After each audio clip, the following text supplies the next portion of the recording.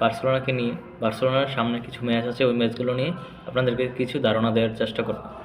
আপনারা জানেন বার্সেলোনা জানুয়ারি মাসটা আনবিটেন রয়ে গেছিল এবং তারা ইউফা চ্যাম্পিয়ন্স লিগে সুপার 8-এ কনফার্ম করেছে 2 নম্বর পজিশন এবং তারা অলরেডি রাউন্ড অফ 16-এর জন্য কোয়ালিফাই হয়ে গিয়েছে। কোয়ার্টার ফাইনালে তারা কোপা দেল রেতে অংশগ্রহণ করছে। সেলভিয়ার সাথে 9 তারিখ ম্যাচ আছে, রায়ো ভ্যালেন্সিয়ার সাথে 17 তারিখ একটা ম্যাচ আছে এবং লাস পালামাসে 22 তারিখে একটা ম্যাচ আছে এই ফেব্রুয়ারি মাসে। ইউসিএলে তারা রাউন্ড অফ 16-এর জন্য কোয়ালিফাই করেছে। তো লা লিগাতে তারা জানুয়ারি মাসে আনবিটেন আছে। তার পূর্বে ডিসেম্বর মাসে তারা 2টা ম্যাচ হেরে গিয়েছিল, একটা লেগানেসের সাথে, একটা অ্যাথলেটিক মাদ্রিদের সাথে। জানুয়ারি মাসে তারা এসে কিছুটা রিকভারি করেছে, তারা কোনো ম্যাচ হারে নাই। তাদের সামনের যে ম্যাচগুলি আছে সেই ম্যাচগুলো হচ্ছে সেলভিয়ার সাথে একটা ম্যাচ হতে যাচ্ছে, রায়ো ভ্যালেন্সিয়ার সাথে 17 তারিখে একটা ম্যাচ আছে এবং ওই ম্যাচটাও আশা করি তারা জয়লাভ করে ফেলবে। লাস পালামাসের সাথে 22 তারিখ একটা ম্যাচ আছে, বিপক্ষে অ্যাথলেটিক মাদ্রিদ খেলবে। রিয়াল মাদ্রিদের ম্যাচ আছে অ্যাথলেটিক মাদ্রিদের সাথে, বা রিয়াল মাদ্রিদের পুরো ম্যাচটা আছে ম্যানচেস্টার সিটির বিপক্ষে। ওই ট্রাপ কম্পিটিশনটা এখন তারা এড়িয়ে চলবে এই মাসটাতে, ফেব্রুয়ারি মাসটাতে। যদি যে ছোটো ছোটো দলগুলো আছে তাদের সাথে জয়লাভ করে তাহলে তারা অবশ্যই পয়েন্টে এগিয়ে যাবে, ফোকাস করতে পারছে লা লিগা টাইটেল রেসের জন্য। তাদের ইউফা চ্যাম্পিয়ন্স লিগে তারা অলরেডি কোয়ালিফাই করে ফেলেছে। হান্সি ফ্লিক বলে দিচ্ছে কিপিনিয়াকে সে সেকেন্ড গোলকিপার হিসেবে রাখছে এবং সেজনিকে ফার্স্ট গোলকিপার হিসেবে চয়েস করেছে সামনের ম্যাচগুলোর জন্য। কুন্ডে এবং বালদে অনেক ভালো করছে ডিফেন্ডারের দিক থেকে, একজন রাইট ডিফেন্ডার এবং একজন লেফট হতে। বালদে ক্রসগুলি সঠিকভাবে সে ঢালতে পারে এবং কুন্দের যে ফিনিশিংগুলি সে আছে 1/1 ড্রিবলিং করে এবং যে ক্রসগুলি ঢেলে এবং কাটবট করে সেই স্ট্রাইকার পজিশনে দিয়ে চলে যাচ্ছে সামনের দিকে। সুতরাং কুন্ডে এবং বালদের যে কম্বিনেশনটা আছে লেফট সাইড এবং রাইট সাইড থেকে আমরা ওইগুলো দেখতে পারবো সামনে অবশ্যই, এবং তার সাথে হেক্টর ফের অবশ্যই তাদের সাথে যুক্ত হবে। সেন্টার ডিফেন্ডারে ইনাগি মার্টিনেজ ইনজুরির কারণে রাহুল আরাহু সেন্টার ডিফেন্ডার হিসেবে এসে গিয়েছে ইনজুরি থেকে রিকভার হয়ে। সে নতুন একটি সাইনিং করেছে বার্সার সাথে। সেন্টার ডিফেন্ডার কোবার্সি ছাড়া তো বার্সার এখন পুরো দমে আটকে যাবে।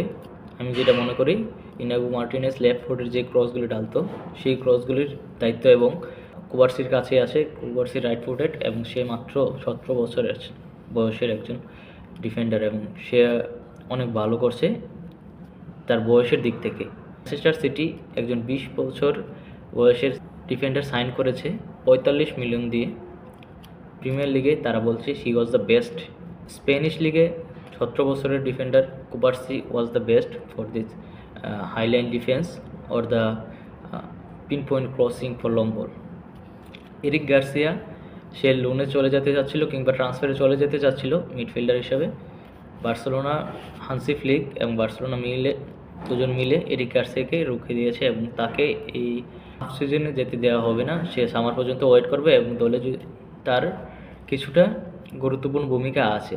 লাস্ট সে বেনফিকার বিপক্ষে একটা গোল করেছে এবং ওই গোলটার মাধ্যমে ফ্র্যাঙ্কি ডিয়ং থেকে বেশি প্রিফার করছে হান্সি ফ্লিক এরিক গার্সিয়াকে। আপনারা অনেকগুলি ম্যাচ দেখছেন, ফ্র্যাঙ্কি ডিয়ংকে বেঞ্চে বসে রাখা হয়েছিল কিন্তু এরিক গার্সিয়াকে মাঠে নামানো হয়েছে স্টার্টিং 11। গাভির হেড ইনজুরির কারণে মাঠের বাইরে রাখবে এবং অবশ্যই সে ট্রেনিং মিস করেছে তার হেড ইনজুরির কারণে। 2 দিন রেস্টের পরে সে ট্রেনিংয়ে জয়েন করবে। কাসেডো এবং ফ্র্যাঙ্কি ডিয়ং, বার্সেলোনার একজন অ্যাঙ্করম্যান প্রয়োজন লাইকে রদ্রি। তো কাসাডো এবং ফ্র্যাঙ্কি ডিয়ং হান্সি ফ্লিক চাচ্ছে কাসাডো কিংবা ফ্র্যাঙ্কি ডিয়ং দুজনের মধ্যে একটা কম্বিনেশন করে ডাবল পিভট থেকে একজনকে অ্যাঙ্করম্যান হিসেবে নিয়োগ দিতে। তোমরা জানুন পেদ্রি কতটা কষ্ট করছে পুরো দলটাকে সাজিয়ে রাখার জন্য এবং he is the Iniesta and he is the jam for Barcelona. এই পুরো টিমটার জন্য সে কতটা কষ্ট করে যাচ্ছে, কতটা কঠিন পরিস্থিতির মাধ্যমে যাচ্ছে, সে কতগুলি চান্স ক্রিয়েট করছে এবং কতগুলি কভার করছে, রান কভার করছে পুরো ম্যাচটা জুড়ে। পেদ্রি ছাড়া পুরো ম্যাচটা আমি দেখছি না। নাম্বার 8 পজিশনে অনেক ভালো পজিশনে সে খেলছে এবং বার্সেলোনার সাথে সে নতুন কন্ট্রাক্ট সাইন করেছে গাভি এবং পেদ্রি দুজন মিলে। এসি মিলানে চলে যাবে ফেরান তোরেস, এরকম একটা গুজব উঠছিল কিংবা কথা উঠছিল ট্রান্সফার নিউজে। বার্সেলোনা এসি মিলানের সাথে কথাই বলে নেই, সেই কারণে এসি মিলান জো ফ্লিক্সকে বেরিয়েছে এবং সে প্রথম ম্যাচেই একটা গোল করেছে এবং তার ডেবিউ ম্যাচে এসি মিলানের হতে। So so Ferran Torres bench থেকে এসে পুরো মাঠে রান করছে এবং তার অনেকগুলো চান্স মিস করার কারণে সেই স্টার্টিং 11-এর চান্স পাচ্ছে, কনভার্ট করতে পারে গোলে এবং তার যে কনফিডেন্স আছে সেই কনফিডেন্সটা ফিরিয়ে আনতে পারে, তাহলে সে স্টার্টিং 11-এর জন্য অবশ্যই ফাইট করে যাবে। তার কম্পিটিটর হচ্ছে লেভানডস্কি। আপনারা জানো লেভানডস্কিকে হান্সি ফ্লিক কতটা ভালোবাসে এবং হান্সি ফ্লিকই লেভানডস্কির আসল যে পটেনশিয়াল সেই পটেনশিয়ালটা বাহির করেছিল বায়ার্ন মিউনিখতে। কিছুটা এখনও এক্সপিরিয়েন্স আছে এবং ওই এক্সপিরিয়েন্সটা যে ইয়ং প্লেয়ারদের আছে তাদের সাথে ভাগ করে দেওয়ার জন্যই হান্সি ফ্লিক তাকে এখনও দলে রেখেছেন এবং স্টার্টিং 11-এ রেগুলারলি চান্স দিচ্ছে। He was the striker for the next season. আপনারা জানেন বার্সেলোনা কোনো সাইন করছেন স্ট্রাইকার জন্য এবং সে নেক্সট সিজনে খেলবে। ভিক্টর রোডসকে সাইন করেছিল কিন্তু তাকে পাঠিয়ে দেওয়া হয়েছে রিয়াল বেটিসে এবং রিয়াল বেটিস ব্যালন ডি'র জন্য অ্যান্থনি চলে এসেছে ইংল্যান্ড হতে সুদূর স্পেনে রাফিনহা এবং ভিনি জুনিয়রকে পিওর টাক্কর দেওয়ার জন্য। বার্সেলোনা কিংবা রিয়াল মাদ্রিদের খেতাবটা এখনও অর্জন করতে পারেনি, ও যে পিওর গডকে সাইন করার জন্য এখনও সমর্থ হয় নাই, কিন্তু রিয়াল বেটিস করে দেখিয়েছে তারা পিওর গডকে সাইন করে দিয়েছে এবং এই সিজনটা বাকি যে দিনগুলো আছে পিওর গড তার যে ট্যালেন্ট আছে তা দিয়ে ব্যালন ডি'র জন্য ফাইট করে যাবে এবং রাফিনহা এবং ভিনি জুনিয়রকে সে পিওর টাক্কার একটা ফাইট দেবে। আপনারা দেখে অবশ্যই মজা পাবেন। রিয়াল বেটিসের হচ্ছে অ্যান্থনিকে সাইন করেছে লোন ডিলে 6 মাসের জন্য। আপনারা জানেন রাফিনহা কতটা পিছনের যে সিজনগুলি আছে সেই সিজনে তার যে পটেনশিয়াল আসছিল সেই পটেনশিয়ালটা সে দেখাতে পারে নাই এবং তাকে সেল করার জন্য অনেকটা চাপ দিয়ে হয়েছে।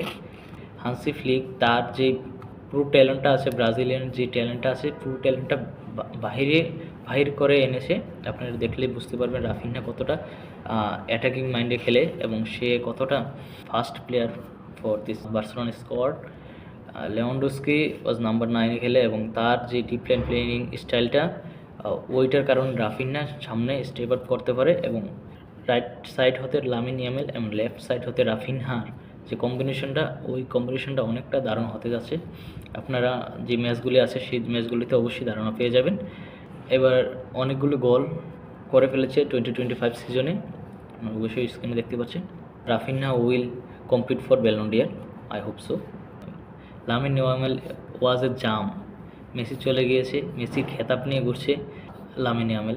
যদি কোনো ইনজুরির কারণে তার কোনো প্রবলেম না হয়, তার কোনো সমস্যা না হয়, তাহলে লামিন ইয়ামালকে আপনারা আরও অনেক গুড ড্রিবলিং করতে দেখবেন এবং সে মাত্র 17 বছরের একটা ছেলে এবং সে পুরো টিমকে হাড়ভাঙ্গা করে দিয়েছিল। লাস্ট ম্যাচ এলভেজের সাথে সে 32 মিনিটের 16 সেকেন্ডের একটা ড্রিবলিং করেছে, পুরো 5-6 জন প্লেয়ারকে মাঠে শুয়ে দিয়েছিল। তো বড় বড় যে টিমগুলি তার জন্য লামিন ইয়ামাল একটা বড় আতঙ্কের নাম হতে যাচ্ছে। তার যে ট্যালেন্ট, ওই ট্যালেন্ট দেখে সবাই তাকে প্রশংসা করতে বাধ্য হবে। যদি কোনো বড় ধরনের ইনজুরি না হয় তাহলে লামিন ইয়ামাল স্পেনের হয়ে সে দুর্দান্ত খেলে এবং বার্সেলোনার হয়ে Lamine Yamal was the top contender এবং he will be wear the number 10 shirt for next season. Will be hope so he was gem for Barcelona.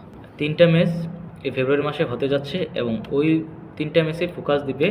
তো তাদের হাতে আরও 16টা ম্যাচ বাকি আছে কম্পিটিশন করার জন্য এবং this is a league match, this is not end up hair.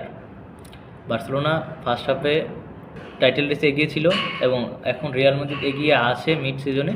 যে পয়েন্ট গ্যাপটা আছে তা কিছু কমতে শুরু করছে। ফেব্রুয়ারি মাসে তাদের ট্রাপ কম্পিটিশনগুলো শুরু হবে এবং শুরু হয়ে যাচ্ছে। সেই সুবাদে অ্যাথলেটিক মাদ্রিদ আমি মনে করি কিছু ম্যাচের জন্য অ্যাথলেটিক মাদ্রিদ লিগটা নিয়ে নেবে।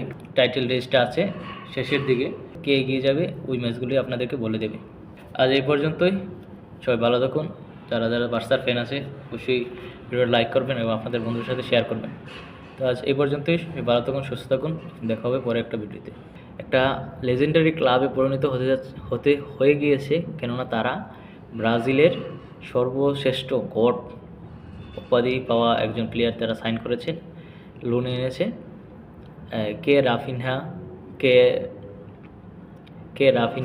কে জুলিয়ান আলভারেজ আর কে Vinicius Junior. Real god was here, ও is a real god. Anthony is coming, and Anthony started the match and he scored the first match with Real Betis, and he is the real competitor for the Rafinha or Julian Alvarez or Vinicius Junior. He is the original real competitor for this Ballon d'Or.